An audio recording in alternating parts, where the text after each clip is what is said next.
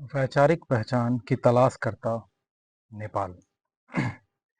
नेपाल के शासकों को एक कठोर सबक मिला है। जब वादे टूटते हैं और लोगों का विश्वास आहत होता है, तब सत्ता बिखर जाती है।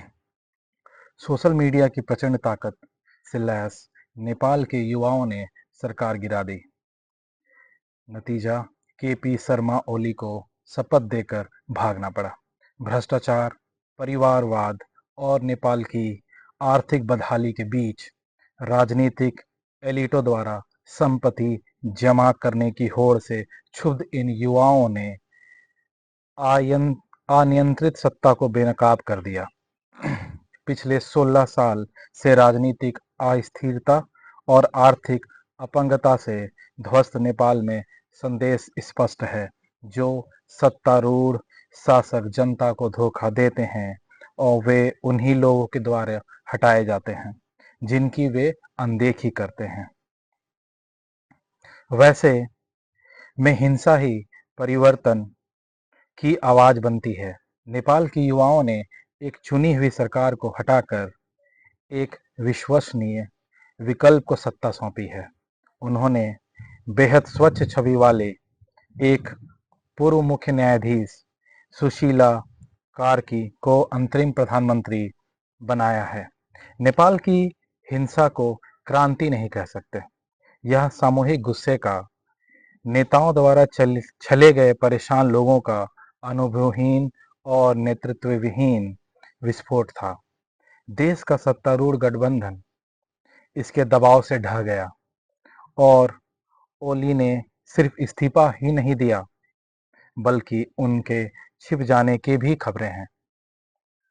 नेपाली युवाओं के गुस्से के हिंसक दृश्य विनाशकारी थे। मंत्रियों को निशाना बनाया गया और सरकारी भवनों को आग के हवाले कर दिया गया। यह अशांति एक गहरी बीमारी के साथ साथ उस राजनीतिक व्यवस्था के प्रति अविश्वास का संकेत करती है जिसने न सिर्फ 16 साल में 14 सरकार दिए, बल्कि दुखद यह भी है कि हर सरकार अपनी पूर्ववर्ती सरकार की तुलना में नकारा साबित हुई। वर्ष 2008 में धर्मनिरपेक्ष और समाजवादी गणतंत्र के लिए अपने राजतंत्रात्मक अतीत से छुटकारा पाने वाला नेपाल आज अपनी स्वतंत्रता पहचान के लिए संघर्ष कर रहा है। नेपाल के मौजूदा संकट की जड़ें उसकी अस्थिर राजनीतिक इतिहास में है। राजशाही से लोकतंत्र तक राजशाही से लोकतंत्र में रूपांतरण के दौरान भी नेपाल खून खराबा और धोखाधड़ी का गवाह बना रहा। वर्ष 2001 में राजकुमार दीपेंद्र ने शाही परिवार की नृशंस हत्या कर दी। उस त्रासदी ने नेपाल को संवैधानिक संकट में धकेल दिया था, जिसके बाद ज्ञानेंद्र नेपाल के नरेश बने, लेकिन उनका शासन माओवादी आंदोलन पर अंकुश लगाने में नाकाम रहा।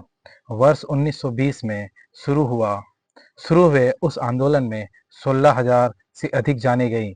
वर्ष 2005 में संसद को विघटित कर पूरी ताकत खुद में केंद्रित करने के ज्ञानेंद्र के फैसले का भारी विरोध हुआ।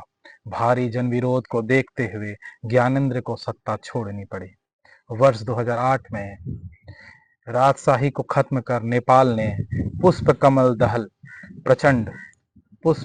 दहल प्रचंड के नेतृत्व को में खुद को एक धर्मनिरपेक्ष और समाजवादी गणतंत्र के रूप में स्थापित किया। नेपाल में स्थायित्व और प्रगति के नए युग का वादा बहुत आकर्षक था, पर वह छलावा भी ही साबित हुआ।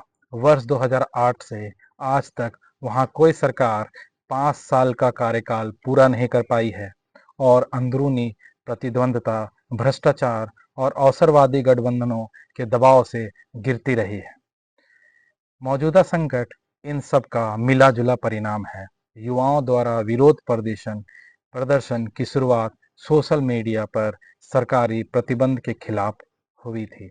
अगर आपको मेरा चैनल पसंद आ रहा है तो प्लीज़ इसे सब्सक्राइब करें और मुझे बढ़ावा दें।